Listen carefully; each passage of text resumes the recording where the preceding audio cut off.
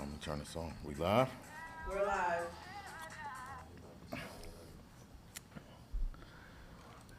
All right. Here we go. Here we go. All right. Good night, everyone. We live? We up? I don't see the recording in the corner. I don't see the Zoom recording. About to happen. I don't see the YouTube recording. Recording in progress. We talking. Good night, everyone. Peace and love, YouTube world. Zoom kin folks. I know we look different tonight. Broadcasting live from a secret studio. Here to tell y'all this is our last show of the year. I know it's gonna break some hearts, but just watch all of the reruns. Yeah. Bring you right up to speed. This is National Talk. To my right is Jaleel-Hu. Next to him is Deshaun Isaac Bay, and I am your host with the most, Jones Bay Daz. We're gonna get right into it tonight. We usually take 15 minutes, let everybody get comfortable, but we press for time because it's a lot of juicy stuff that's gonna take place tonight. Pardon me. So I want to make sure you get everything clearly. As you know, I always open our segment up with definitions. Definitions are very important because without the definitions, you won't know what's being transmitted to you. So I always like to pick the words that people commonly don't use and give them the definition so they can put in context better and have a better understanding throughout the segment. So I'm going to open my computer. You know how I do. And we're going to start with, where's it at? Let me get my stuff up. I apologize. I'm not ready. Everyone knows etymology is everything. And tonight is actually the first time I did it. I always explain to our listeners what etymology is. But tonight I'm actually going to pull a definition so you can read it for yourself to have clarity and understanding why it's so important to use etymon in your everyday life. All right, where am I at? Boom, boom, boom.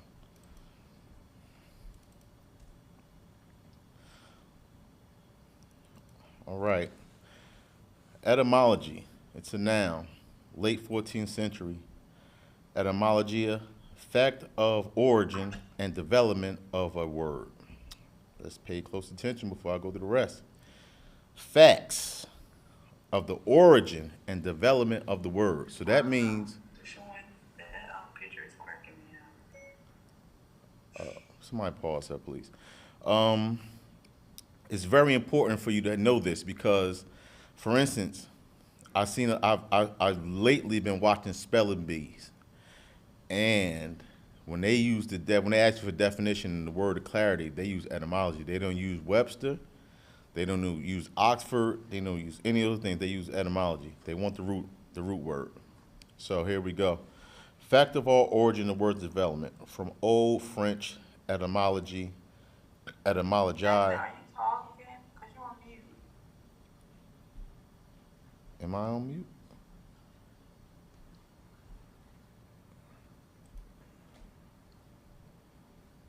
I apologize. You're good. I'm on mute? No, you just have to put your sound on. My sound ain't on? All right, let me start from the top. Let me check. Oh, I am on mute. I apologize, y'all. Holy crap. I'm going to start from the top. I didn't know. Good night, I'm everyone. like, wait, what's going on? Nobody's saying nothing. Okay, I apologize. Good night, everyone. Welcome to another National Talk.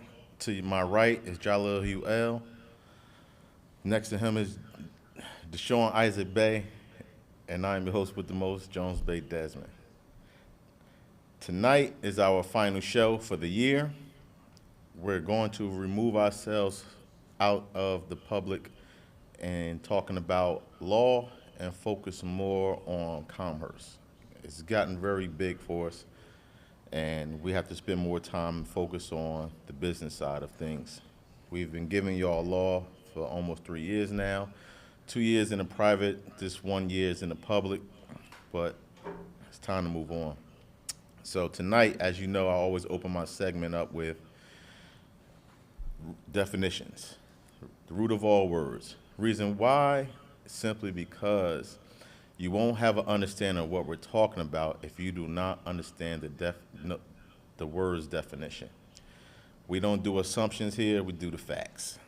So with that being said, I'm going to open up. Everyone knows that we use etymology when defining words because this is the root of all words, and this is what's used around the world. So if you want someone from Pakistan or Spain to understand you, you might want to get you an etymology dictionary because they won't be able to translate your vernacular.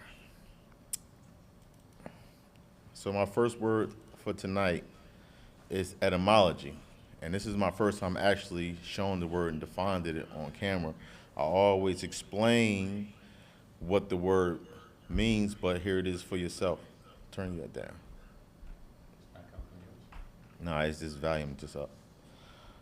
Etymology, noun, 14th century, late 14th century to be exact. Etymology, facts of origins, development of a word. So right here it tells you this is the facts. Anything after of it is subject to, what's the word I want to use? Disbelief. Facts of an origin. Origin meaning the beginning.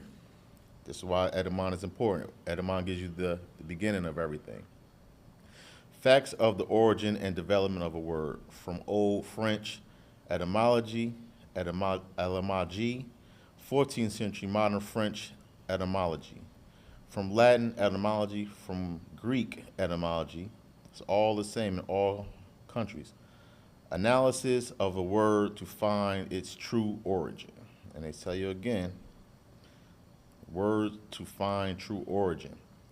And believe it or not, the reason why people need to hire attorneys is because they simply don't know this. Between etymology and the law dictionary, because also you need to know that law is its own language amongst the English language as a whole. You need to understand that as well. Etymon should be used in everyday conversation, and when you're litigating, you should be using law. Where was I at? From late Latin origin. Property and study the true sense. That's where I'm at, just so everybody can catch up. Property, study of true senses of a word. With logi, study of a speaking of, see logic, plus etymon. True sense, origin meaning. Origin meaning, they keep telling you it's all in the beginning. Neutered of etymos, true, real, actual, related to etymos, true, which perhaps is cognate with Sanskrit, Santya, Gothic, Sunya. Old French, sold, true, from pi, set, be stable. Latinized by, I forgot that word, Cyril, as this is Latin, Cyril, as venalamo, let me say it right, velar lo quamem. All right, so now we have a better understanding of what etymology is. This next word is going to trip a lot of people up. I know I use it a lot of times, but for the last show, I had to definitely remind you. The next word is American. American is a word that gets used and thrown around loosely, very loosely. But I guarantee you 90% of the people in present-day North America, South America, and join the islands today don't have a clue what the word truly means. So I'm going to bring it to your attention. American, noun, 1570s, originally, and this is where the tricky parts are, originally one of the aboriginal peoples discovered in the Western Hemisphere by Europeans. So why would they have original and then aboriginal? Do anyone know the difference between original and aboriginal? I know you don't. So when you take the time, look those two words up because they got both of them in the same sentence, but they're totally two different words. Original is you know what to be original. And I'm going to tell you, aboriginal is away from original. The word ab in itself, the definition means away from, for those who didn't know. So aboriginal is away from the original. So we talking about original ones of the aboriginal people discovered here in the Western Hemisphere by Europeans. From modern Latin Americanus, from America. The original sense is now Native American. The sense of residents of North America of European. And this is the killer gorilla, originally British. So now let's think about this. If the original American is British, look at yourself, look at your partner next to you, look at yourself in the mirror. Do you look like you're from Great Britain? Something to think about. Original Americans is British. And all the Europeans that settled here, now they're native to Americans. So now they are part of the British colonial. But you'll hear more about British as we go along. Original descendants. My next word is treaty. Treaty is very important for the mere reason that a lot of people don't know how important treaties are. Treaties are actually supreme law of the land. Every land has a treaty, and I'm going to explain to you what treaty is in a minute, but I just want to give you a little synopsis of what a treaty is. It's an agreement between two different parties, one nation and another nation, but I'll read it. Treaty. Now, late 14th century, treatment, discussion, from Anglo-French treaty, Old French treatise, assembly agreement, dealings, from Latin tractatus, discussion, handling, management, from tractar, to handle, manage, see, treat. Excuse me. Sense of contract, this is the key word, or leagues between nations and sovereigns. Contract or leagues between nations and sovereign people. So basically what they're saying is, we're sitting down at the table, and they can be he's from Spain, and I'm from Morocco. And we want to do business with each other, but we have to come to an agreement on how we're going to do business. He's coming on my land, so these are my rules if he wants to operate on my land. That's all the treaty is. It's like a playbook, rules and regulations. It's that simple. So I know you probably haven't heard treaties before, but I'm gonna go into Yale law to show you a sample of some treaties. All right, right here, Yale Law School, Lillian Goldman Law Library. So you know it's the official site. This is their law school's library. So they don't make stuff up. And here you see the Barbary Treaties of 1786 and 1836. I'm gonna tap on text of treaties. All right, matter of fact, I'm gonna go right here and treaty with Morocco. June 28th and July 15th, 1786. So we talking about 86, we talking about 48 years ago? It's not long ago in reality when you think about it. It's not even two and a half years, not even over 250 years yet. So it's pretty unrecent. I'm a text treaty. I'm just gonna give y'all a quick synopsis of what a treaty is and who took place in this treaty. Treaty of Peace and Friendship. I'm starting right here. Treaty of Peace and Friendship with additional articles. Also, Ship Signal Agreement. The treaty was sealed at Morocco with the seal of the Empire of Morocco, June 23rd, 1786, the 25th of Shaban, 1200. And if for my Muslim brothers, y'all should understand, you should know your calendar well when I say Shaban. And delivered Thomas Barclay, American agent. We all know companies have agents, so focus on the agent. He's an agent for for America. Most likely he's British or European. On June 28th, 1786. And for my Muslim brothers, 1 Ramadan, 1200. Originally in Arabic. So the original treaty was in Arabic. So now you know, all our Moroccans, our native language is Arabic, also Latin. We only started using English when the settlers, the colonists came here with their language and basically wore us out of using our own so they can be in more control. The additional articles were signed and sealed at Morocco on behalf of Morocco, July 15th, 1786, 18th Ramadan, 1200, originally in Arabic. The ship signal agreement was signed at Morocco, July 6, 1786, 9 Ramadan, 1200, originally in English. Now, this is the part that gets fun. Where is it at? Certified English translation of the treaty and the additional articles were incorporated in a document signed and sealed by Minister, what's that? Plenipotentiary of the United States, Thomas Jefferson. Everybody knows his name. If you ain't know nothing else, everybody know Thomas Jefferson. Yeah, he was in on the treaty.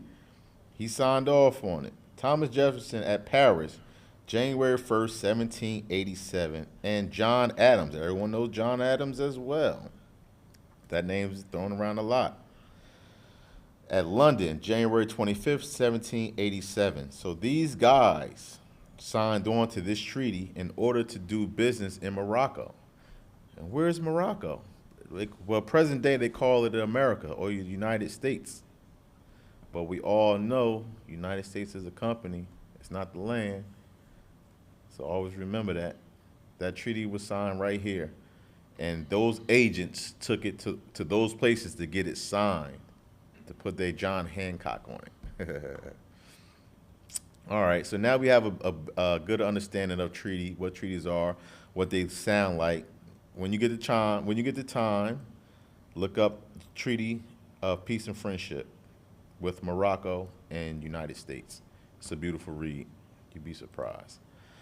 My next word for tonight is state. I chose state because everyone claims to be from a state. But do you know what you're truly saying when you say you're from the state of? Right now, we're located in the territory of the state of New Jersey.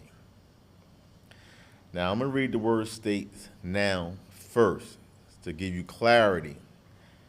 Give you clarity, and then I'm going to go into something to really bring it up to speed for you. State, it's the first noun, 12th century. Circumstance, position in society, temporarily attributes of a person or thing, condition. Oh, a state is a condition. Position, condition, status, stature. This is the important parts right here, y'all. Position, condition. The condition is the most important word out of all of them. Condition or status. Status, those two words together. Let me just say that. And directly from Latin status, a station, position, place, way of standing, posture, order, arrangement, condition, figuratively, standing, rank, public, order, community organizer, noun of action from past particular, stem of stare, to stand, from pyroot, stay, to stand, make or be firm. Some Middle English sense are via Old French estate. And Latin words was adopted into other origin Germanic languages, German, Dutch, state, but chiefly in the political sense only, meaning physical condition. They keep sliding it in there. I'm going to tell you why this is important soon. meaning physical condition, as regards from or status is attested from late 13th century, meaning mental, oh, here we go, mental or emotional condition. So that's what the word state is. It is attested from 1530s phrase state of mind, find attested 1749. See how they keep putting in the phrase state of mind. Uh, Colloquial sense of, what's that? Agitated or perturbed, perturbed state is from 1837. Now, why is state so important? Why am I keeping highlighted mental, emotional state? Simply because the people are always saying they're from a state. I always hear people say they're from a state. I'm from the state of New Jersey. I'm from the state of New York. I'm from Pennsylvania State. It's always different state. I have a question. Yes. So each state doesn't mean each part of the land you're on? No, it's just a company's rule book that you're following by. So if I'm in Newark versus South Jersey, like Camden, I'm not up, further up in the land. That doesn't take me in the territory Well, up, or is it just a state of mind?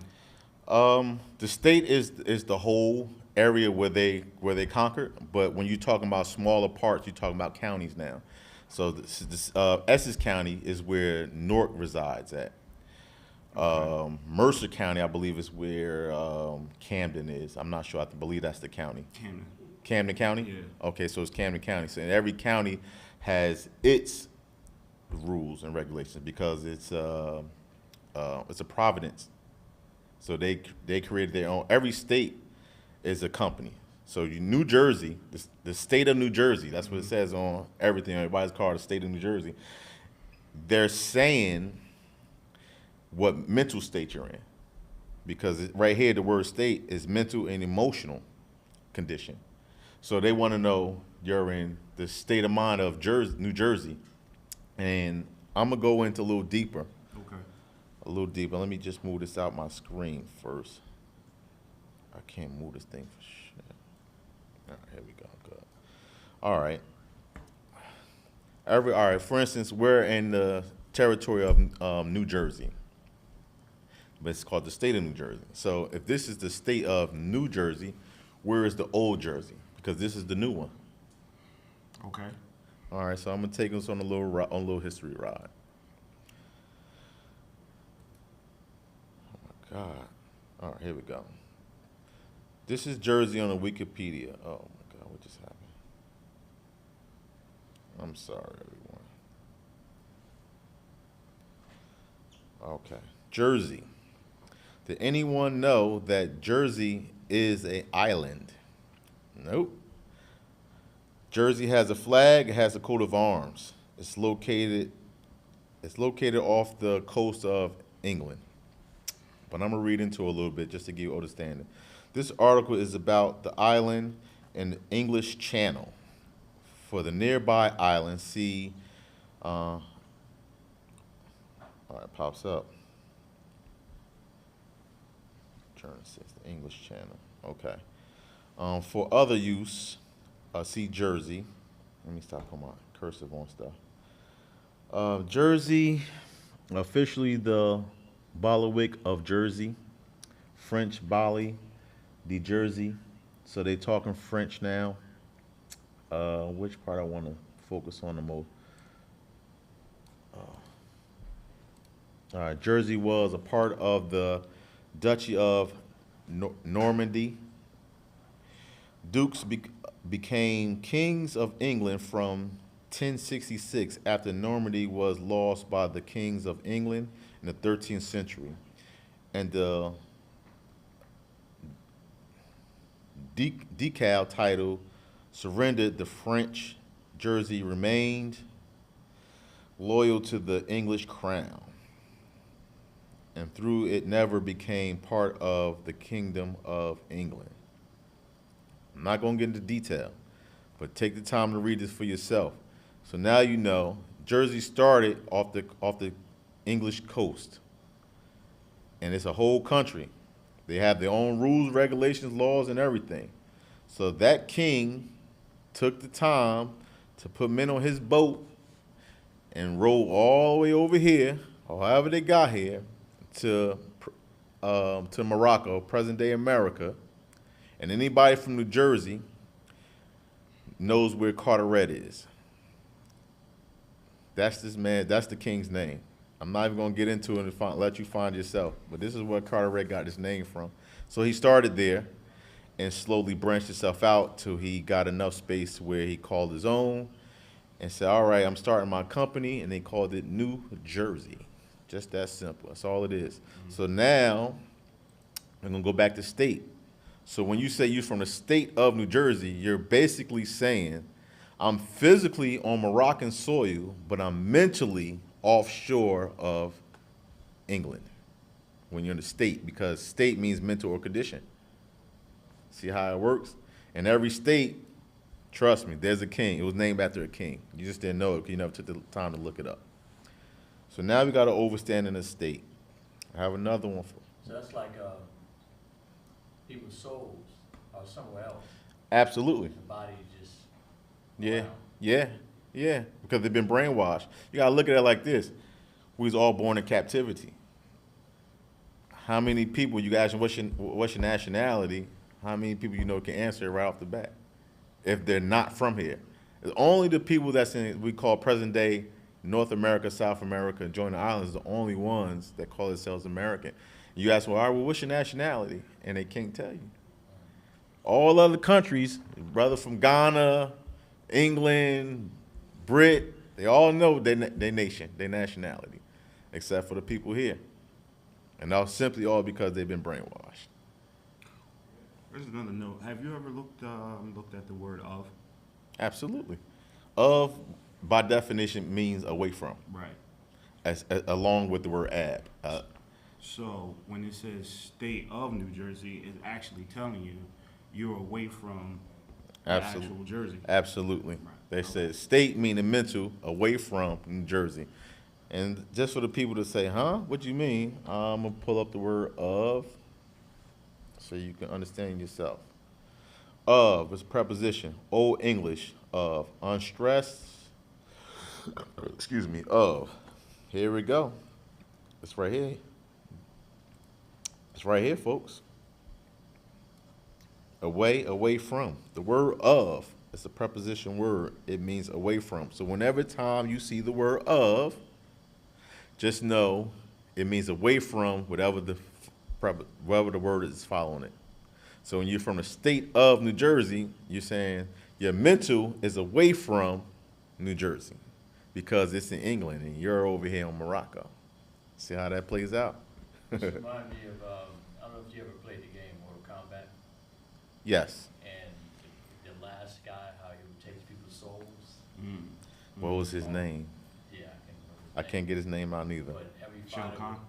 What was it? Shao Kahn? Yeah, so every fighter would go and fight to get to the final round and lose. He snatched your soul. Absolutely.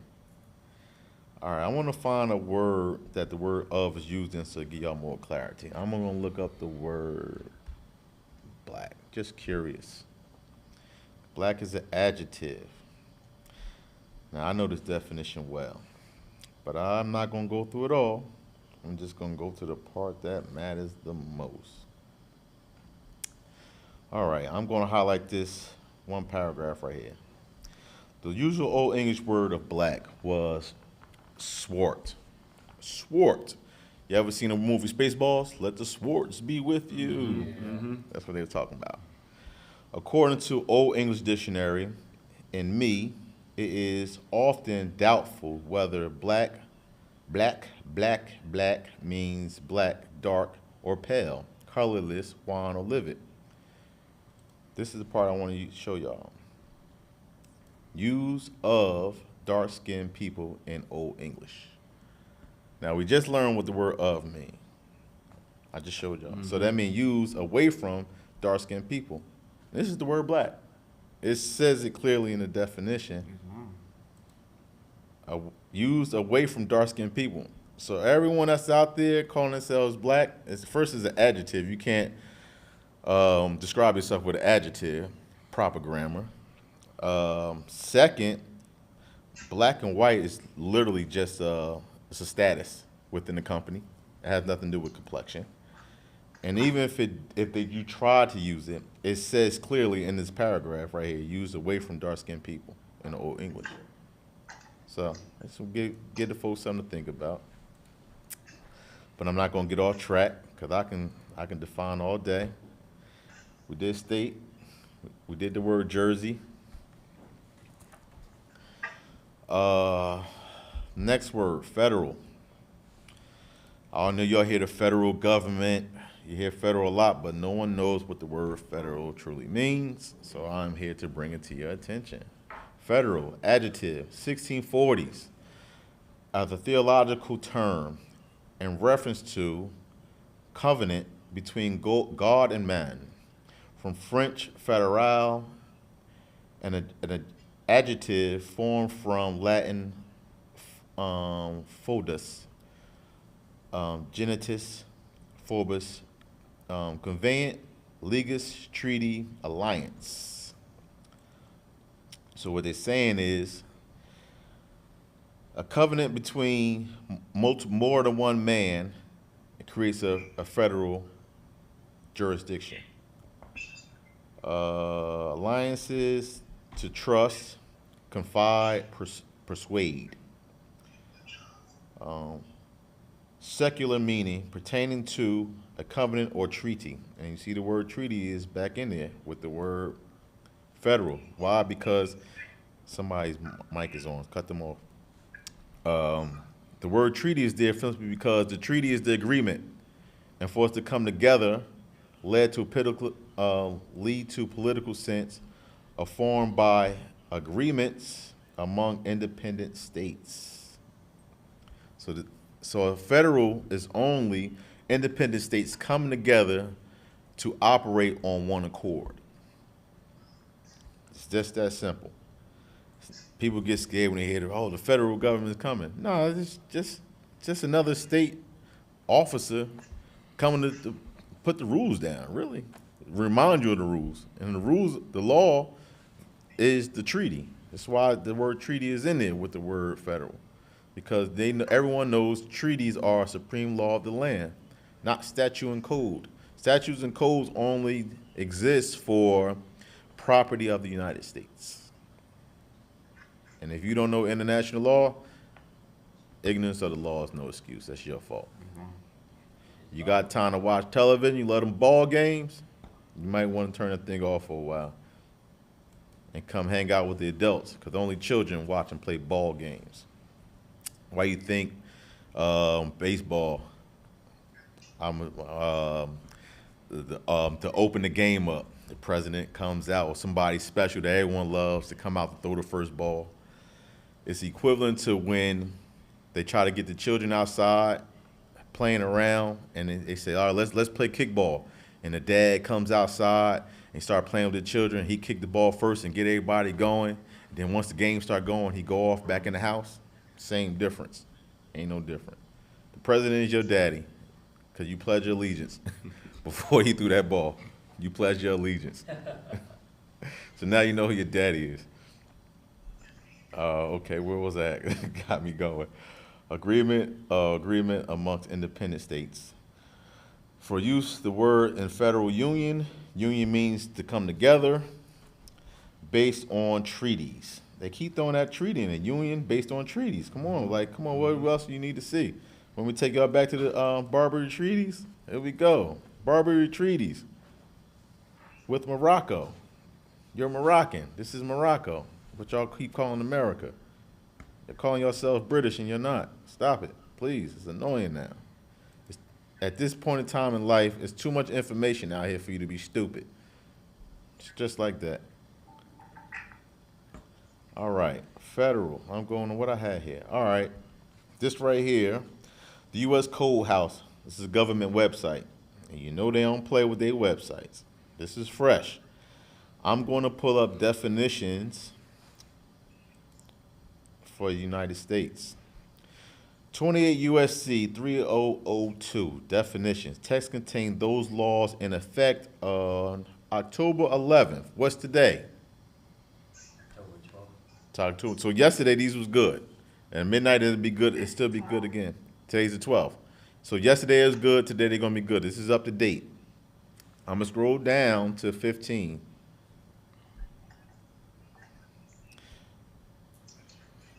Because a lot of people don't know the world they're living in. United States means a federal corporation. What's a corporation, brothers and sisters? It's a company. Corporation is a company. And the word corpse is in the word corporation. So that means it's dead. It's not even alive. So if you said you're from the United States, you're not even saying you're a human being. You know that.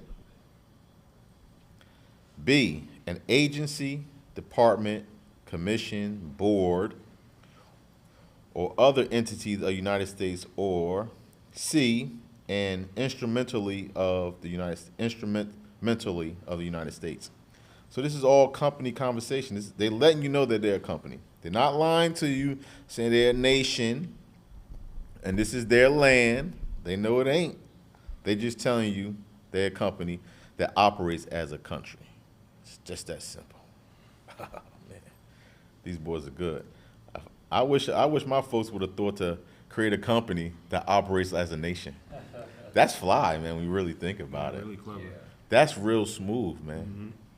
Well, they did learn from us, though. Listen, we forgot. we walked out of government, what was that, 1861? Yeah. And never went back. And now look at the mess out here now Oh, today. man. Oh, man, it's rough. All right, my next word, jurisdiction. Now this is going back to when you were talking about Camden and New Jersey. Camden has their jurisdiction, their area where they patrol, and the city of Newark has theirs jurisdiction where they patrol. A Newark police officer can't go into Camden and make an arrest because it's out of his jurisdiction. I'm gonna explain it. Jurisdiction. Now, early 14th century, jurisdiction, etc. Administration of justice. Administration of justice. From Old French jurisdiction, 13th century modern French jurisdiction, and direct from Latin, that word gets me, iris dictionis, nominative, iris dicto, administration of justice, judication, jurisdiction, from phrase iris dicto, genitive of ius, law, rights, justice plus dicto, a saying, to show, also pronounce solemnly, meaning extent or range of administration power. This is the part right here. This is what I was talking about when I said a no cop police officer, because it's not cops. There's a difference between police officer and cops. Cops is just for you to know. Cops is acronyms for constable on patrol. A lot of people don't know that. Back in the day, they used to have to show cops. It's not no more because ain't no more cops. It's all policy enforcers. All the police officers enforce policies. You never hear a police officer talking about a treaty. Right. So they're not even officers, they don't even have an office. Well, yeah, they're acts. Because, once you go into United States law, everything starts with ACT. So they're letting you know it's not real. And you can't be mad at them if you played the game, because it's a game. Yeah. A game of life. Interesting, ain't it? Absolutely. Domain other which a legal or judicial authority extends is from late 14th century, meaning judicial authority, right of making and enforcing law. So now we have an understanding of jurisdiction. And thinking about it as a states member, or all right, I'll use this one for instance, for a national, a Moroccan national or U.S. national is not subject to state law because they operate, excuse me, solely through treaty and constitution. Constitution can't work for people that's U.S. citizens because the Constitution was created by one party for the United States. The United States is the company. So when people are my treaty, my constitutional rights, you gave them up when you became a U.S. citizen. A lot of people don't get that neither. What's my next word? Relinquish. This word was chosen because good brother Jaleel, when he goes on, you're gonna hear that word come out. So it's good that you understand it. And the word jurisdiction, I believe, you might hear it come from Deshaun's mouth as well. So I chose these words just for clarity to get an understanding. But relinquish. When you relinquish, you let go of something. So verb, relinquish, verb. Mid-15th century, relinquishing. Desert, abandon. Abandon, you leave it. You relinquished it. Start using these words in your vocabulary. Trust me. You'll sound a lot more better. Desert, abandon, someone, a sense now obsolete. Late 15th century, give up, the pursuit or practice. Desist, cease. From Old French, relinquish, present, participle, stem of relinquir. 12th century, from Latin relinqui, leave behind, forsake, abandon, give up. From back, see plus relinquir, to leave. From pi root, excuse me, analysis form of root, to leave. Please turn that thing off. Somebody kill her. So relinquish is just to let go of something. It's good to relinquish your stress. Let it go. Holding on to it only is going to make you sick internally. Absolutely. And my last word of the night, clandestine. I like this word. I don't use it often, but when I pull it up, I say, all right, I got to start keeping this in my repertoire more often. Clandestine, adjective, secret, private, hidden. Private. I am clandestine, very clandestine. I'm a very private, secretive person. I love the private sector.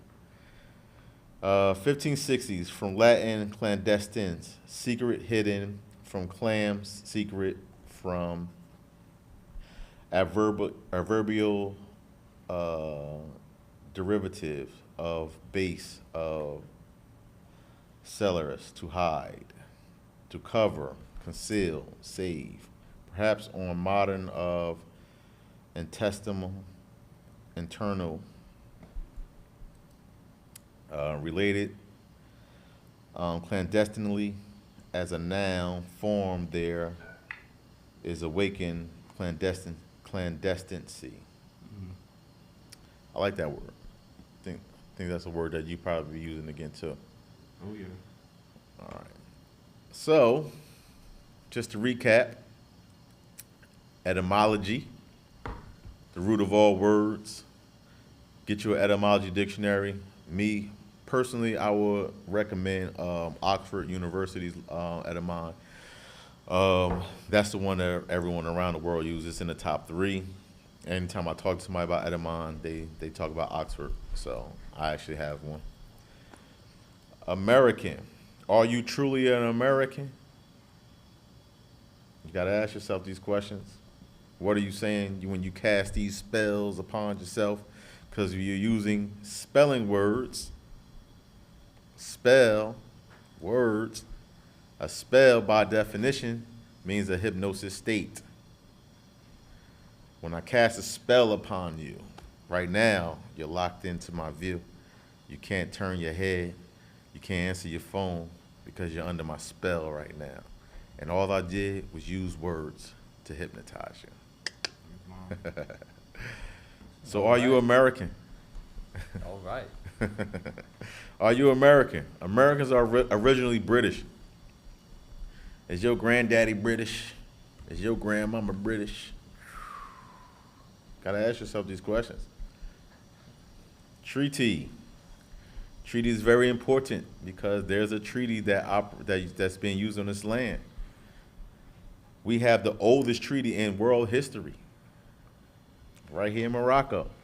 The United States still stand on it. This is the reason why they're here. They're able to operate here. It's because of the treaty. And until the rest of us wake up, realize that we've been duped, come back to your Barbary states that's already active. You just don't know they exist.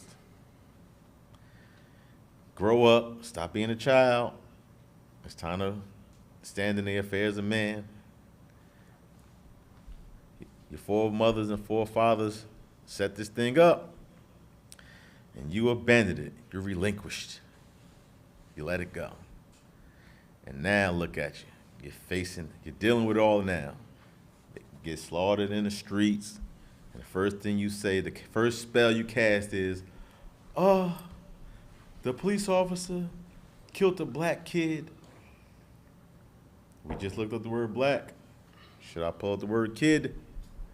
Because the kid is not a human, it's an animal. You don't believe me? See it for yourself. Kid is a noun. What's that say? A young goat. A kid is a young goat. So when you say, yeah, my kid got shot by a police officer, you just said your goat got shot in the streets. And you wonder why them police officers are not going to jail. It's just that simple. You're casting the wrong spells upon yourself. It's just that simple. State. What state are you in? Where's your mind at? It ain't home. Home is Morocco. But I guarantee you, you're going to tell me some corporate state. And it's the difference between the corporate states and Barbary states. Two totally different things. The corporate state got your mind. This is why the flat screens are so cheap in Walmart. They need you to stay tuned in. As long as you tuned in to that tell lies to your vision, they can keep controlling you. And that takes me back to the Batman movie with the Riddler. Y'all see the one with the Riddler, Jim Carrey? Mm-hmm. And he had the everybody was tuning on TV, and he had the Yes. certain antennas. Yes. And he was just Broadcasting. broadcasting, taking everything from their brain and minds, and they was just stuck on the TV. Casting. Yup. Casting spell. Broadcasting. It's all sitting in your face. We just don't realize it. I'm going to just show this one more time, just to show you the people that's from the state of New Jersey, where your allegiance is going to, where your tax money is going to. Because when you're at home, you don't pay taxes, baby. And this is why we get into the commercial side of things. We laying off this law. We gave you more than enough to free yourself, sustain yourself at least. Federal is just a bunch of agreements amongst independent states. Barbary states, corporate states can come together and make an agreement to do business. That's all the federal jurisdiction is. Jurisdiction. How wide is your jurisdiction? Did you know the Moroccan Empire consists of Greenland all the way down through Canaan land, present day Canada, present day North America, South America, and the adjoining islands. We have the most landmass on the planet. It belongs to the Moroccan Empire. And as long as you keep calling it a corporate state, you will not have the keys to the kingdom because you are not casting the right spells to free yourself. Just that simple. Relinquish. You never knew what rights you had to even relinquish them. It's not your fault, but it is your fault. because at some point in time, someone told you this. You ain't take the time out to do your research. And it's crazy now. Before, you would have to go to the library, open the Encyclopedia Britannica. That thing is in your hand now. It's no excuse. It's no excuse for you not to know anything. It's no excuse for you not to have no money in your pocket. You can make money doing anything off these devices. There's no excuse for nothing. The only problem is you. You're the problem because you're not doing nothing. Stop blaming other people for your faults. It's over. Grow up. Thank you. And the last word, clandestine, private, hidden. Start using it. But that's my segment for the night. You'll probably hear more from me, but my job is just to get you warmed up for what's to come, and I yield. Thank you for your time. You're awesome. Thank you, Des. Not a problem. Who's next? I guess I'll go next. Yeah, that's you. All right. Good evening, everybody. I'm Deshaun Isaac Bay, and I know you don't see me much. I'm usually with the rest of the crowd, but today I want to make note of something. And I want to speak about what Des just ended with. Unmute yourself. I need to unmute myself. Nobody can hear me. Yeah, I just seen the message. Okay. I will start from the top. Can everybody hear me? Yeah. Okay.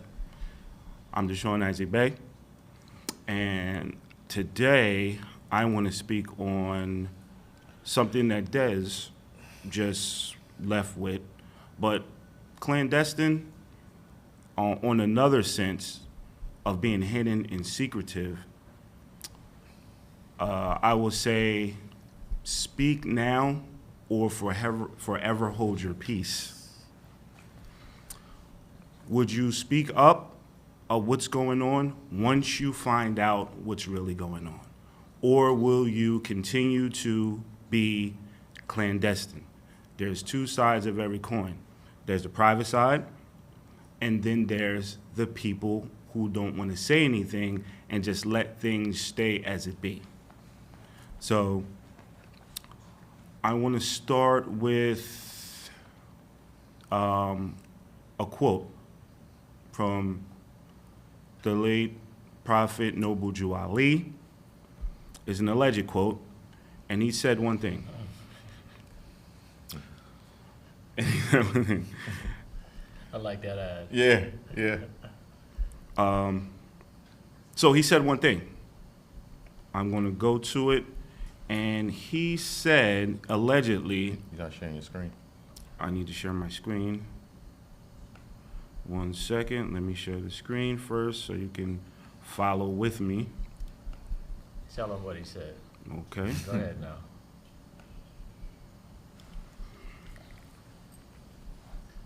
All right. So, number 13. Noble Drew Ali allegedly said that one day every wheel of the industry is going to stop. And when they start up again, it will be in the Asiatics' favor. Now, Asiatic, could we clear that up? Is that talking about Asians? Or is that talking about Moors of all kind? Absolutely. Moors of all kind? Yes. So therefore, things are happening now where in the background you might not see it. We all, in our private meetings, in our when we're back in Lenape and Al Morocco, we all share certain informations that what's going on with the United States. There are things changing within the United States. And it is not in the favor of the people, especially not the Al Moroccans. So therefore, when we get this information, we all should act accordingly how to prepare for the future. Des just made a light of that the United States is a corporation. So the wheels are turning against the United States. If you know it or not, that's what's happening.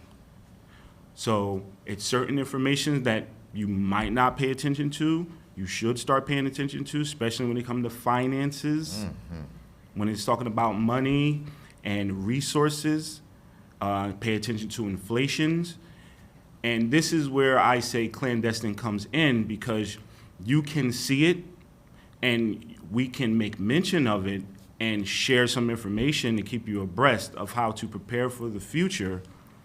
But then there are those who just turn their eye and just, oh, that's interesting information. Oh, it ain't gonna happen to me in this generation. I'll let it happen to the next generation.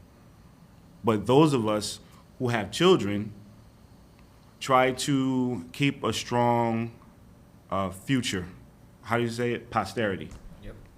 Prosperity. So, clandestine, being quiet, is also a bad thing if you see things that's going down that you don't have any control of, or what you do have control of to prepare for your future.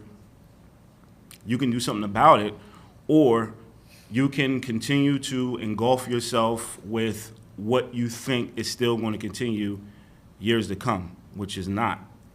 We are reading the information, we're trying to share the information with the public, and a lot of people is not really paying attention or really interested, because they're, you know, what is it? With a lot of fluff, no offense. They have a lot of fluff going on with everybody wants to be a rapper, a ball player.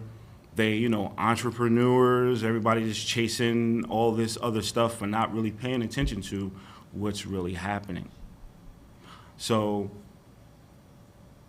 that's attractive. But the major players that's out here in the world that's keeping this going know what's going down. If you haven't paid attention, there's a lot of CEOs and companies that are actually selling their assets. And trading them in for God knows what. For the next event, maybe. But for you to know, now you know to start paying attention. And this should start sparking things in your brain to start preparing for your private future. And like I was going to say, this is why, one of the reasons why this is our last segment of a town hall, because it seems like nobody's really interested. Nobody really cares. We've been doing this for how long for the YouTube thing? Public. Well, I gotta make a suggestion though. Okay. The YouTube numbers never reflect the truth. Okay. So people are watching, They definitely watch. but the YouTube counter won't. In my experience at China, when they have a like YouTube platform, we knew they skewed the numbers, because we're like, I know 800 people saw it, but it only say 22. Okay.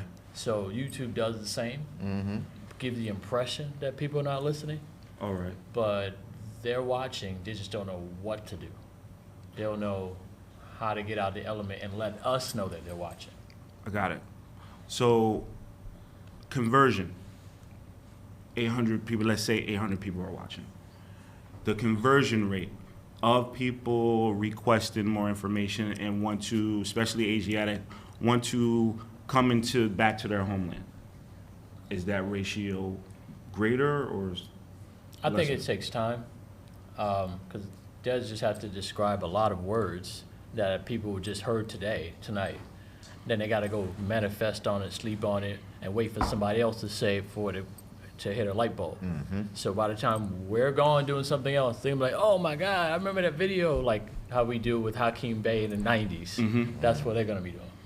And that's a point.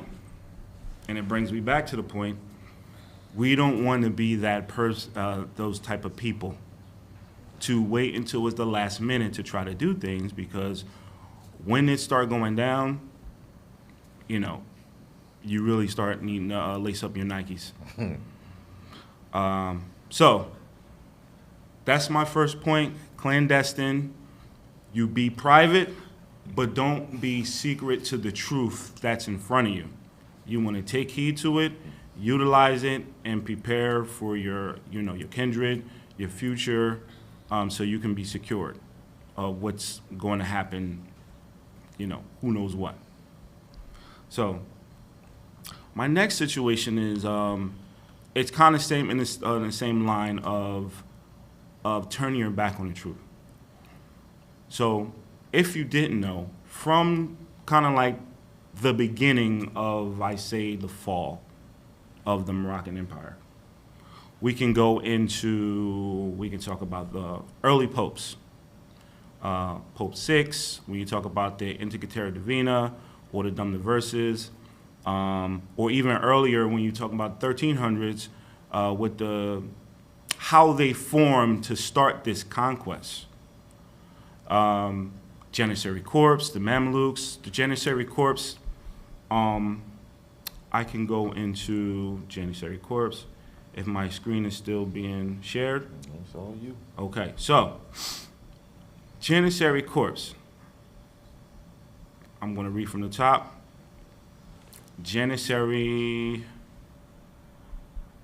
was a member of the elite infantry units that formed the Ottoman Sultan's household troops and the first modern standing army in Europe.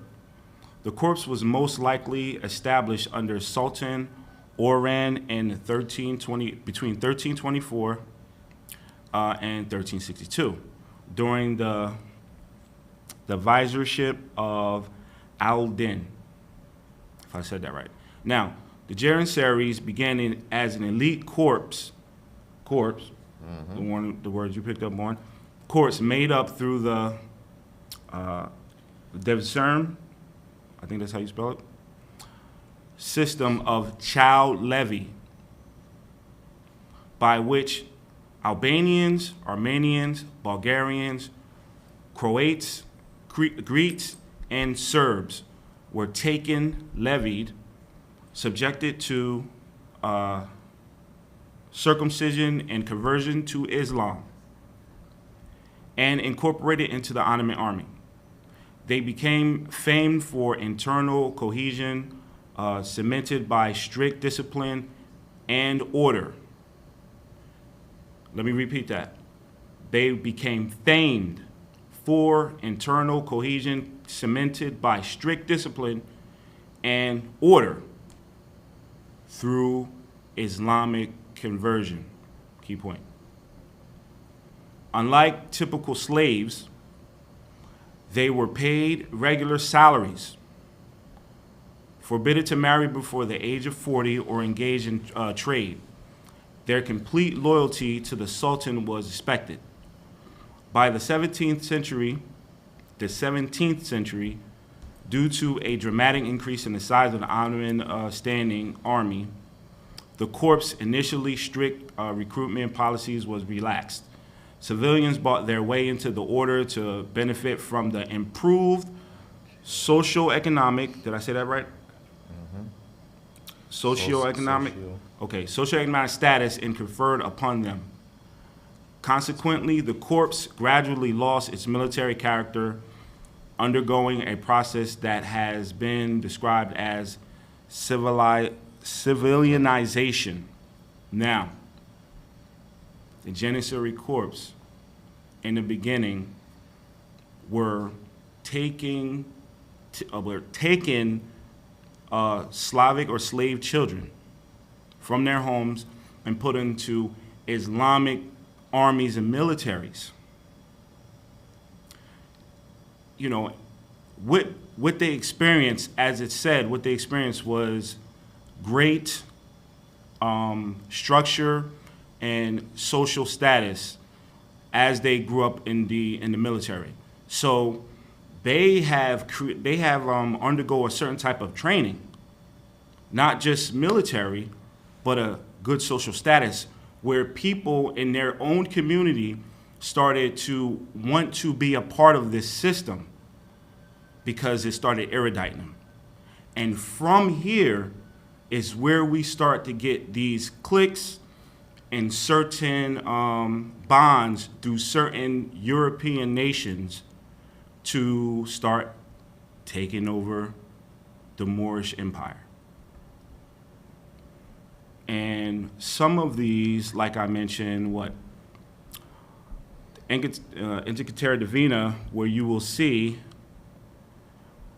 I will read, was a pope that was a bull from a pope, Pope Alexander VI, on the 4th, 1493, almost 100 years later from the Janissary corpse, which granted to the Catholic monarch kings of Ferdinand II of Aragon and Queen Isabella. Now, if you didn't know who these two people are, Ferdinand and Isabella, these were the last people in their own royal line that took down the Moors and turned it into Spain.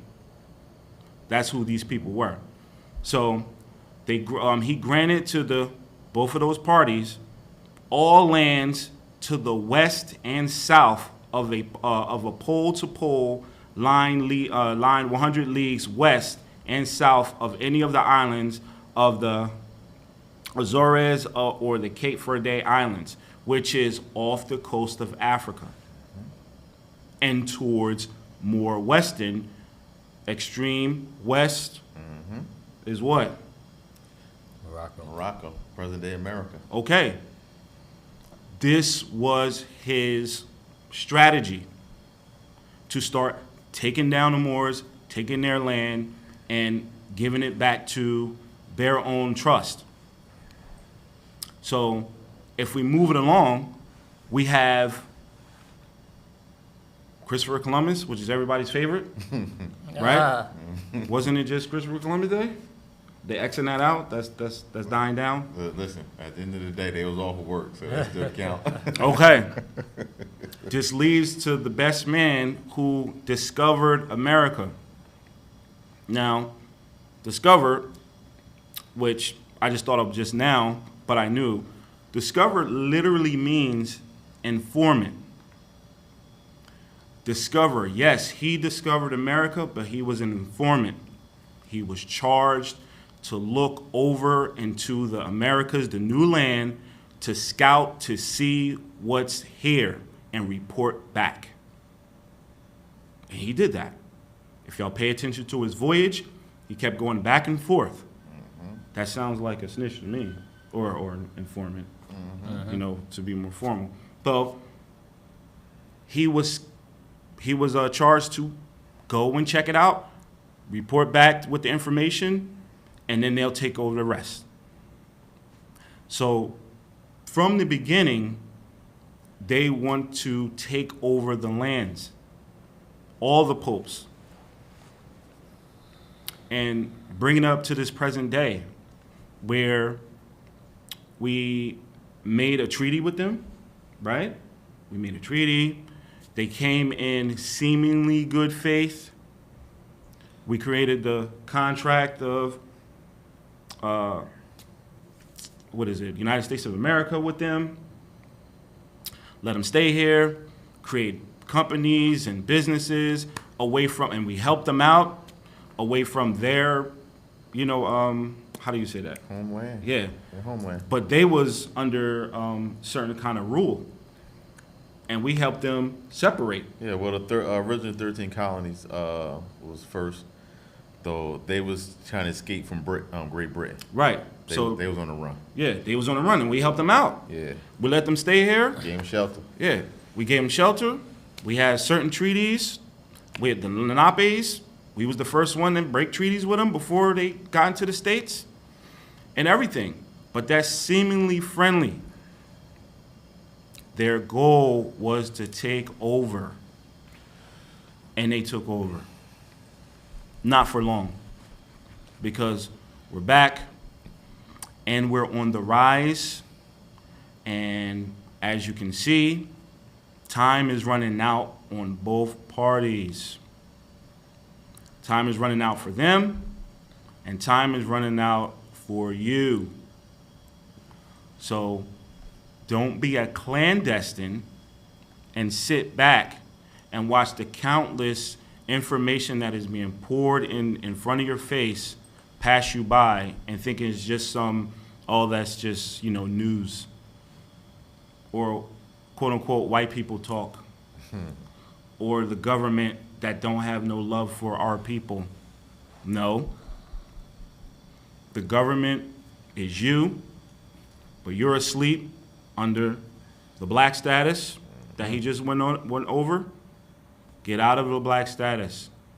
We are here and amongst other Moors that will help you get back on your feet so you can start taking care of your own affairs and being responsible for yourself.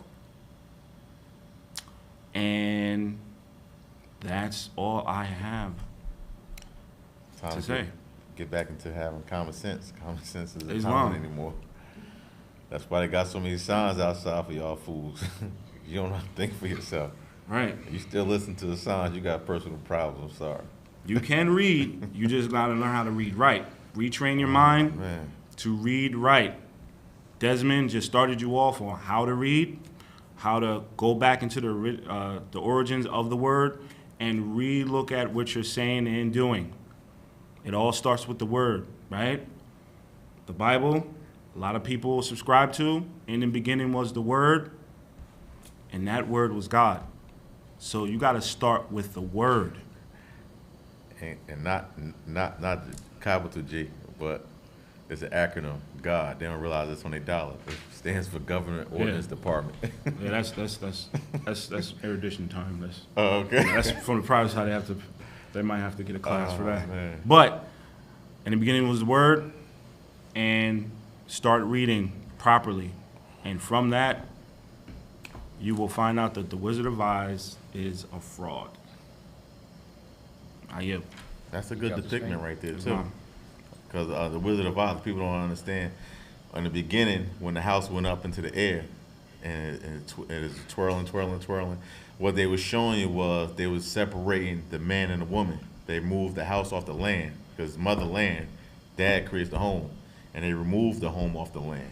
That was what they was depicting right there in front of everybody's face. Islam. So is that so you saying they turned it into a state? Yeah, they separated the land from the home, and then she had to go through all that to find her way back. So it wasn't Kansas anymore. It was the state of Kansas. Voila. There we go. All right. There you go. All right. And I yield for that. All right. That was great. The erudition is on a top level. I'm excited about sharing and adding to what is already insurmountable. It's huge. But I'm going to get right back to the point. This is just an overview. We recommend that you watch all of the videos. This is just a recap of what we started with, how we continue to research, and we came out with a whole lot more information. And now we're just putting the icing on the cake. Something that, if you watch these videos, I'm sure you've heard it before. So I'm just going to go through some key points. It's up to you to read it. It's up to you to research. And our goal is to encourage you to continue to research and read and share with others, as Deshaun and Desert has demonstrated. So let's start off with the basics that we do know the United States is a company. And if you want to verify yourself, as it was shown, want to go with United States Code, Title 28, Section 3002, 15A. Definition, it tells you clear, United States means No a one can federal hear you, corporation. Say it again? You unmuted? They said no one can hear you. Nah, he's not muted. Are you unmuted? Here we go. How about now? Someone give us a thumbs up if you can hear him now. Yeah, there we go. Okay, so the point again is to clarify that we're dealing with a large body of land with a company acting like they're a country. So, funny story, I was down at the United Nations headquarters building in the what is known as the city of New York, and I've seen some great people out there protesting for Afghanistan. So I'm curious, like, I've never been down here. I'm seeing them with the signs. What is it called? Stop human rights, whatever they're screaming. So I go up to one of them and I'm just asking what's going on. They said, we want people to pay attention to what was going on. I said, cool, is anybody here a lawyer? It's like nobody was a lawyer. Then I stopped and took a step back, and I seen them doing photo op shot photos. Something like they're all like, all right, you go ahead and take a photo with it. All right, now who want to do it? You do it next. So everyone was taking turns being in the center where you had the back, all the extras holding their signs, human rights, with the background, United Nations, and they're going, help the Afghanistanians, and they're showing free this person or stop killing. I'm like, who is this person? No photo, no nothing. So I'm saying even the Afghanistanians I know this Hollywood thing. So on behind them, I see some folks from Taiwan. So I was like, all right, this is where I can test my Chinese. So one of them is holding the Taiwanese flag. So I'm like, this is bold. And he in the back behind Afghanistan waving the flag. I'm like, what's going on here? So the other one's holding the U.S. banner. So I'm like, okay, this doesn't make sense. In the front, you have Afghanistanians anti-UN, anti-U.S., but there's a flag next to them that's a U.S. banner with the Taiwanese in the back. So I go talk to him. I said, do you know that's a company? He's looking at me like, what? No, it's a country. I said, bruh, man, this is a company. He looking at me like he saw a ghost. Like, I don't know. So he's like, he don't know what you're talking about. So I'm speaking in Chinese, by the way, the whole time. So there's no way he can't understand me. So I said, all right, let me pull out my binder. I pull out the binder. What's that Right. binder called? It's the magic book. You know, I pull it out, and I show him the code that Des showed. And they're looking at it, and they're going,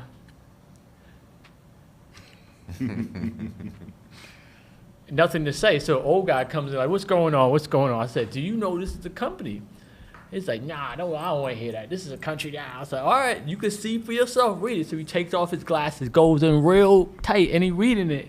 And I'm saying, I know English isn't your first language, but it's clear as day this is the United States corporation. So at that point, they just didn't want to admit that I was right.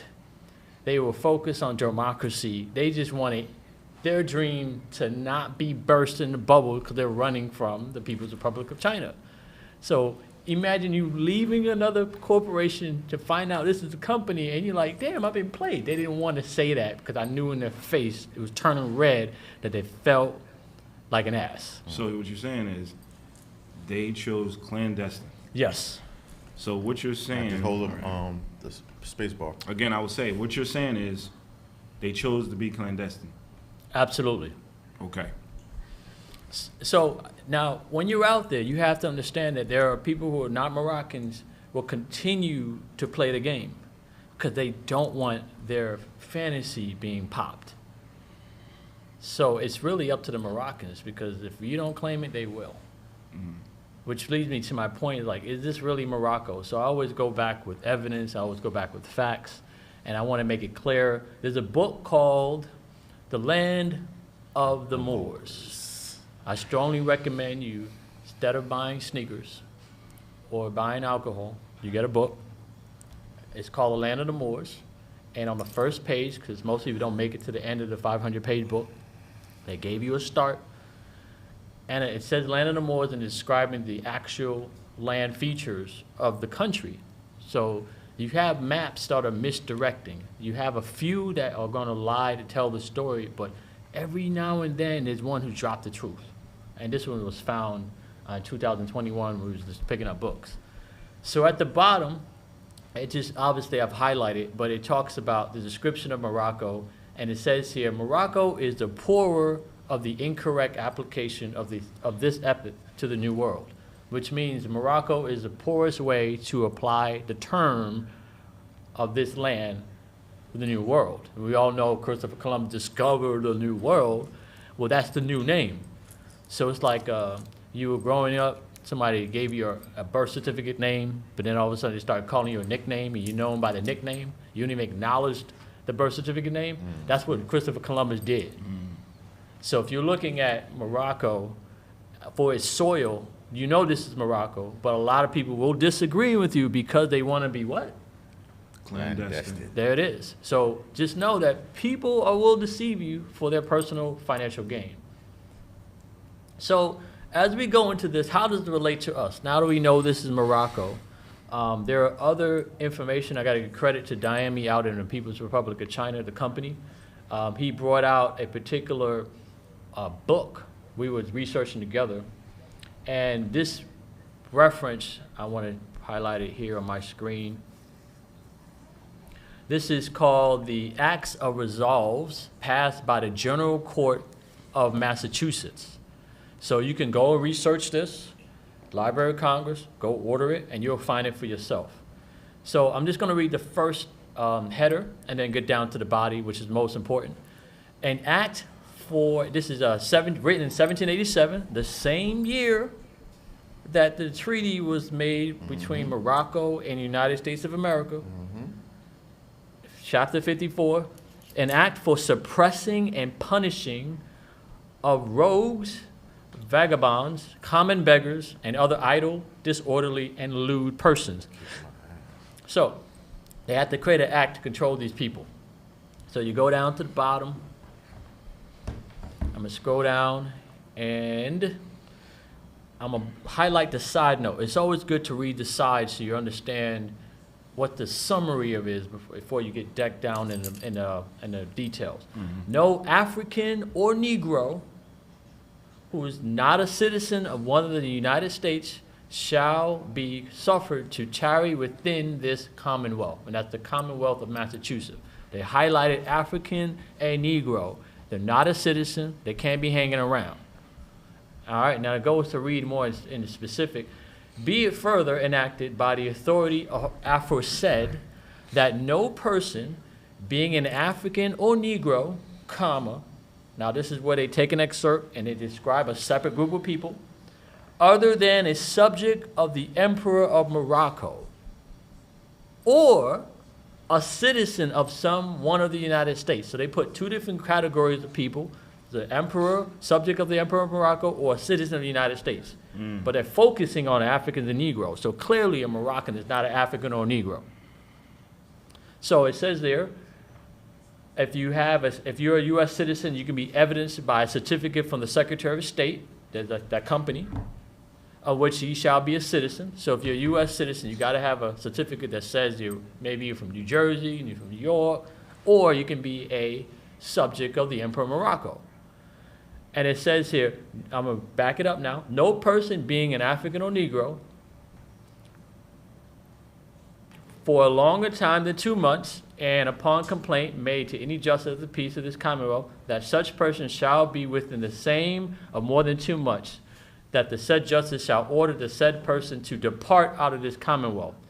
And in case that the said African or Negro shall not depart, as for said, any justice of the peace within this Commonwealth, upon complaint and proof that the person has continued within this Commonwealth 10 days after notice given to him or her to depart, shall commit the said person to any house of correction in the county. So they're saying that if you get caught with proof and somebody complained about you and file in the court, they're going to put you in corrections if you're an African or Negro in the Commonwealth of Massachusetts. That is written in those records. So they're even telling you that over here there are Moroccans. And you got to keep in mind that the modern day Moroccans that people think about is the kingdom and not the empire. The emperor is part of the empire and the king is part of the kingdom. Islam. Facts. So now we go ask ourselves, wait. I'm confused. I thought Morocco was over there. So we're going to give you some clarity. We're going to show you the maps of the Barbary states to bring you visually where I am. Some people just stuck in their zone. And so as I blow this map up, I want you to come with me on a ride. You got your red shoes on, no place like home. And so as you notice these Native American terms they like to coin, Algonquins or the Iroquois, they talk about the Ohio. These are all English names that are renamed again, but just for the sake of language so you understand, because you don't speak Arabic, nor do you speak Latin. So we're going to go back with Old English, which is not Ebonics, which is modernized connotative English. They're telling you that, hey, they're the barbarous tribes, the Barbary states, Berber, Morocco. It all ties in with semantics. So there it is. And this is just only the section of where the English were controlling. Because it's important to know the English had only a section of Morocco. There were sections also reserved for the Spanish and also for the French. And so we take a look at other continued evidence. I'm going to bring another point here. Actually, what I really want to show is the point that why are we talking about this? Why is this important? Because I can go back into history all day, but how does it apply right now? Now, this applies right now because we're dealing with what is called the relinquishment of jurisdiction. And the relinquishment of jurisdiction is extremely important because it tells the policy enforcers, also known as cops, also known as police officers, even though they're all wrong terms, they're telling you that they have the right and authority to snatch you up if they so please. And we're telling them, no, you don't. So how do we actually prove that? That if you want to go ahead and travel freely on your own land without harassment as a Moroccan, being a Moroccan, excuse me, not as a Moroccan, you need to understand the codes of laws that they operate, which is the rules to their company, so you understand that you're not confused as a company man and a free man. You understand that company men were those imported African slaves who are proud to be American. You see them on July 4th. Those are company men. You see them at Christopher Columbus barbecuing. They're company. They got that brands, Nike, and all of that. That's how you know they're company men. But if you want to know who's a national, you check the flag. Who's carrying the flag, who's proud to represent that flag. So here in this particular section, we're going back to codes now. This is United States Code, title, well, this is what most of the, I would wrongly call them, just for the sake of those who can relate, Moorish Americans. Cat dog. Or, yes, well, they're just confused because they don't even know which side they want to be on. One day an American, another day a Moroccan. The other is, they're just plain out Moors, which there are Moors who are Africans, but more importantly, Moroccans.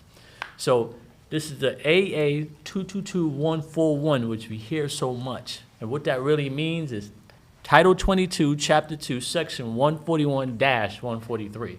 And it says here, on August 1st, 1956, this particular section became effective by the President Eisenhower, which he relinquished jurisdiction of the United States, where? In Morocco. So what that meant in short is, if you're a United States citizen, or you're an American, or you're an American wannabe, a green card holder issued by you're a U.S. resident, you just want to be anything to do with the red, white, and blue. That before you used to go in your own courts to handle your own issues. Now that they're saying there's no council in Morocco, that court no longer exists, means you are subjected to Moroccan law. So you got to ask yourself, wait a second, are you telling me that a Moroccan Sharif can pull me over and he has the authority to give me a citation? What is it? Yep. Ignorance of the law is no excuse. Whoa! If you don't like it, you're going to eventually get to go home. And that's what's happening. So, of course, these things brew in the dark. But when that plant sprouts, you got to understand the roots were firmed. They were set in the dirt, in soil, to let you know this is organic, this is growth, this is how it is supposed to be. So I want to lead you to another document that referenced this particular part, and you've been asking about this for a couple of months. It's time to reveal it. This is to deal with the case between France and the United States in terms of claims in Morocco. Right. So a lot of people who are paying attention, you're paying attention that the United Nations has a section there for us that we can use the International Court of Justice to stake an international claim against a company who is acting as a country who has pretty much dominion over our space because we haven't publicly claimed it as a unity. But their time is up and they know it. I mean, even the USPS knows it too, so they're just doing some type of extra work, putting more hurdles, but that's a thing for another day. So this particular case, I definitely recommend you research it. It's the statement of the case, and I'm going to read it really quick. parts that I want you to hear. The proceeding in this case was instituted by an application filed by the government of the French Republic on October 28, 1950. Now, hence, the relinquishment happened in 1956. So what has transpired before 1956, we're going to go over it. And this was to determine whether the United States is entitled to continue to exercise in Morocco certain rights which it derives from treaties, international agreements, and custom and usage. Show it to 'em. So here you have France. France is saying, wait a second, the United States is messing with our money. And we're gonna go back a bit, because why did France say that? Well, they were charged with being the protectorate of Morocco. And this was put into place in 1906. So I'm going to quickly show you 1906 treaty. And that is the Act of Algeciras. And I'll go to the top. Actually, I was looking at a certain page, and this act got me so excited because I started acting up. And let me just get to that part. If you look at Article 60, and this Article 60 stems from Article 11 of the Madrid Convention, which is the 1880 treaty. Woo, that's a lot. So now you got the 1880 treaty. You got the 1880 treaty. You have the 1906 treaty. And then you have a court case in 1950. So, those three things you want to start looking at. 1950 court case, the Treaty of the Rights of Protection in Morocco, 1880, and the Act of Algeciras, that's how you say it. Algeciras, that's how you say it, in 1906. So those are the ones you're going to look at. So let me quickly bring you to the 1880, then I'm going to jump back to the 1906, and I'm going to hop back over to the 1950 case. So here you can see, I don't know if you can see it yet. Let me share my Take your time. screen. Don't quit. Don't say quit. Just take And it. I'm going to be all over the place just for the interest of time. Remember, again, it's up to you to read it. I'm just referencing points. This is our last show. I can be here for hours, but I'm not trying to do that. So the right of protection in Morocco, and this is when they carved up different parts of Morocco for the sake of different jurisdiction. So if you were the German, Russian, French, let's read them all. So you got Germany, King of Prussia, you have the Belgians, Denmark, Spain, you have French, Great Britain and Ireland, Italy, of course they got Morocco, the Netherlands, Portugal, and Algarves, and Sweden and Norway. And notice it's a king of Sweden. So if you do some research about Sweden, you realize the reason why they act differently is simply based on their structure. So when we scroll down to Article 11, it says here, the right to hold property is recognized in Morocco as belonging to all foreigners. So here the Moroccans are giving foreigners permission to hold property. It didn't say own it. It said hold it for me. You ever told somebody to hold your umbrella while you tie your shoe? You expect that umbrella back. Don't go just walk away and it's raining. Like, I need my umbrella. The purchase of property must take place with the previous consent of the government. And they're talking about the Moroccan government. And the title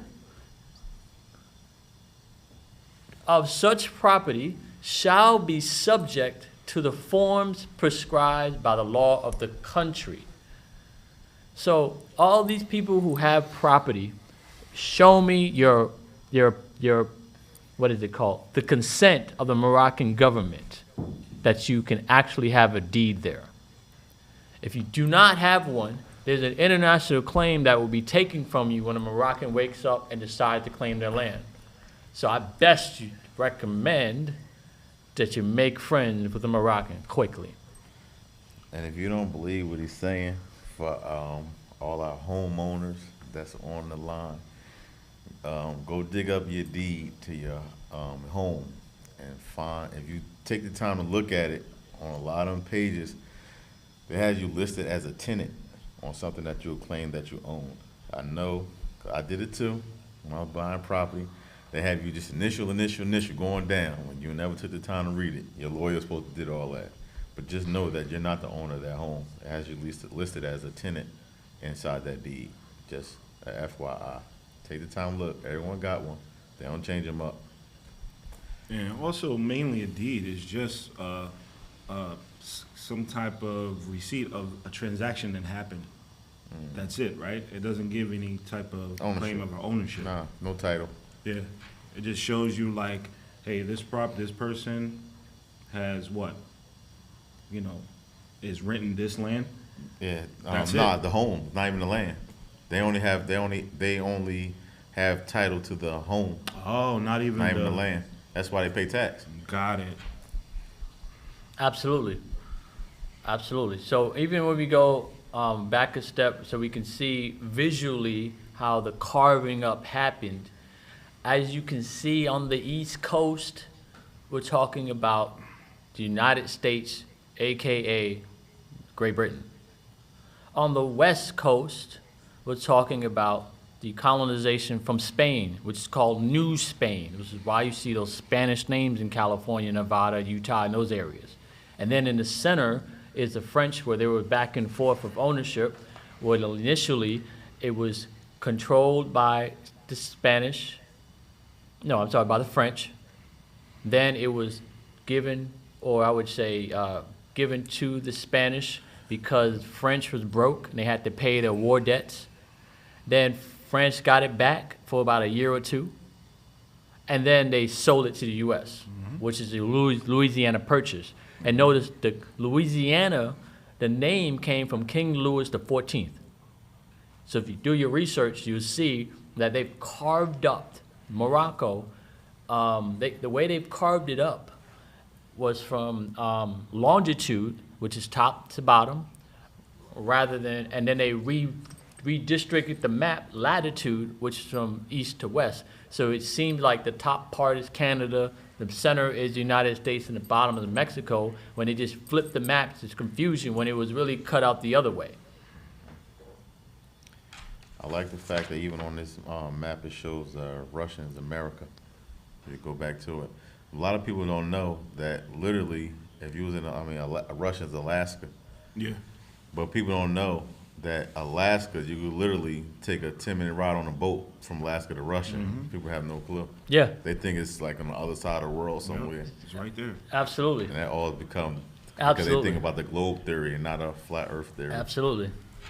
And it says there at the bottom, Russia is America. So, and if you really want to know the truth about the Native Americans, they're really Serbians, went over from Russia, Canada, and down and made a deal with the Europeans to play what? Hollywood. So when we could go back now to that treaty, we read the 1880, and we're going to go to the 1906 treaty.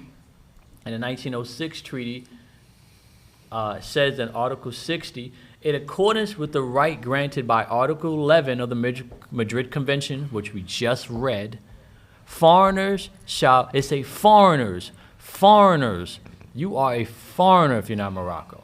When's the last time you've been called a foreigner? You're foreign. Do you speak Arabic? Do you speak Latin? We know English is England's language, The King's language. so it ain't from here. So I strongly recommend you look at your great-grandparents' history and find out who you really are. But this is not just for Moroccan, this is for everybody to recognize that maybe you want to do business with us. You don't want your land taken. You'd rather change master. Maybe you want to just give credence to Morocco instead of the United States, knowing the United States is raising taxes and creating inflation and just robbing you, giving money away. We're going to treat you better. We love you. So foreigners shall have the right to acquire property throughout the Sharifian Empire. So we're going to let you roll with it. This is part of the empire. And His Majesty the Sultan shall issue to his administrative and judicial officers such instructions as may be necessary for them to not refuse the registration of deeds without lawful cause. Not legal cause, lawful cause dealing with international law. Subsequent transfers, either deeds by living party to death, shall continue without hindrance.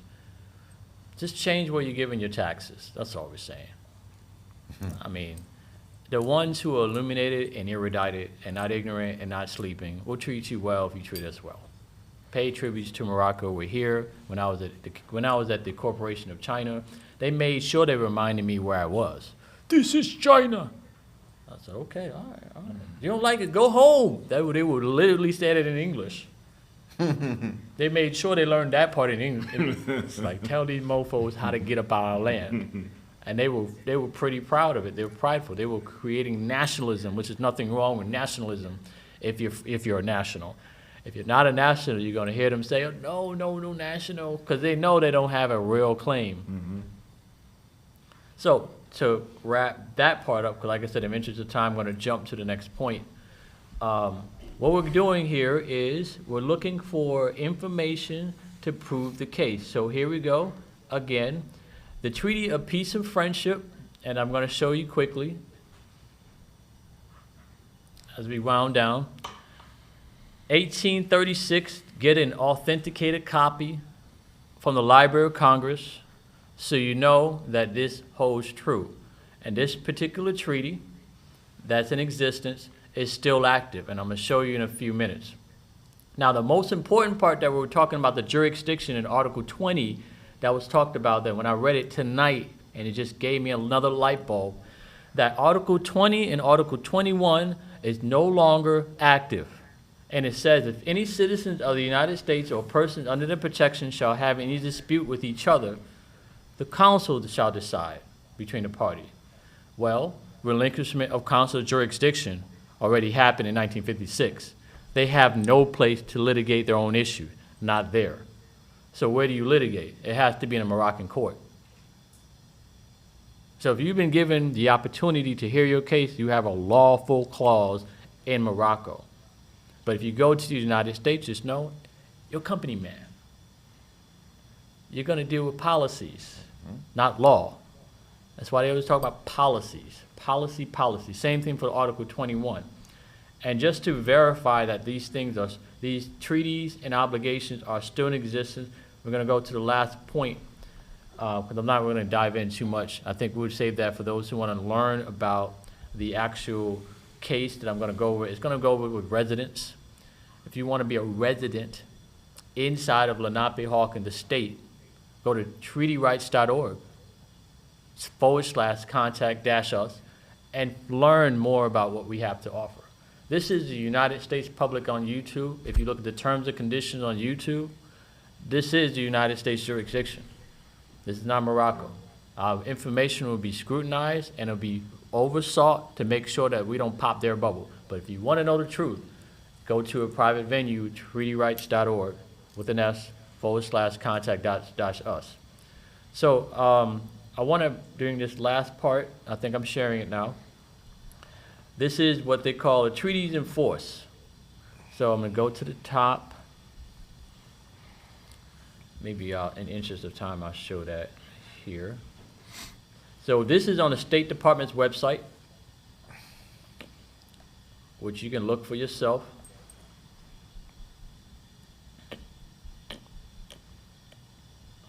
So treaties in force, a list of treaties and other international agreements of the United States in force January 1st, 2020. So if we go to the PDF page, this document of page 319. This is where it reads Morocco. Now notice it says here, the independence of Morocco was recognized in a joint declaration signed in March 2nd, 1956. The reason why it was recognized is because they had to relinquish jurisdiction based on the case between France and the United States, and the United States lost. They lost their claim to having a reach over the nationals of Morocco. And that being that happened, there was an official document that says that part of Morocco, which is the Kingdom of Morocco, is independent. So what happened with everybody else? Civil rights happened. Here you had colors. That's when Dr. Martin Luther King started to show up in the 60s. But where were you in the 50s? What were you doing in the 40s? Don't try to confuse me with World War II. That wasn't your war. Where were your grandparents? They didn't fight that war. If they did, you probably wouldn't be alive. So clearly, this is when it started. And then when you scroll down to the clause in 1956, they said the Treaty of Peace and Friendship in 1836. This is still active in the 1800s. So what are you doing? And finally, the last two treaties which we just read, so you know that those treaties are still active, on page 523, a PDF.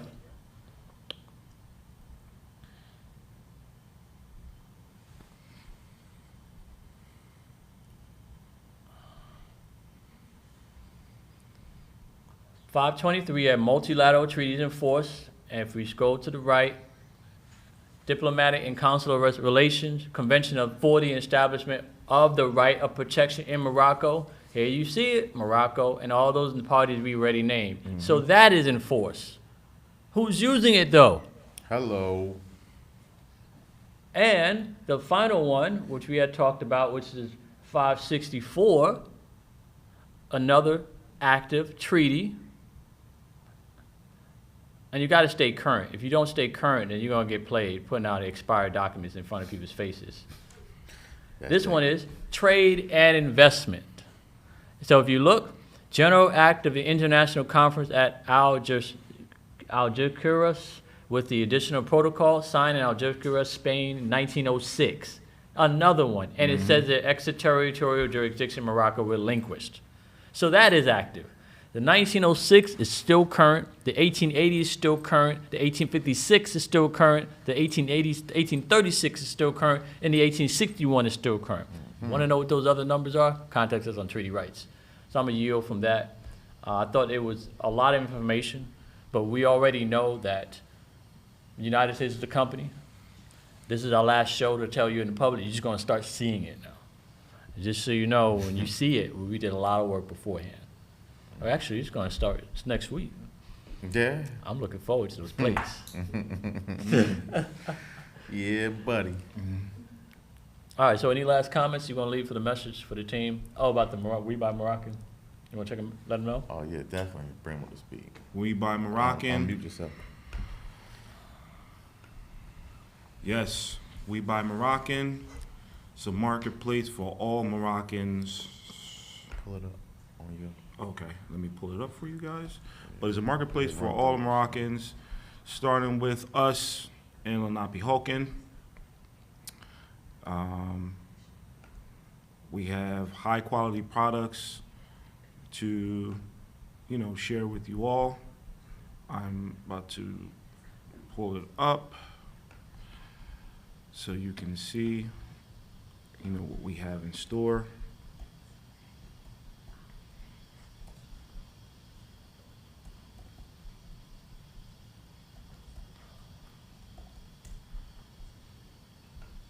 Did I misspell it? Yeah.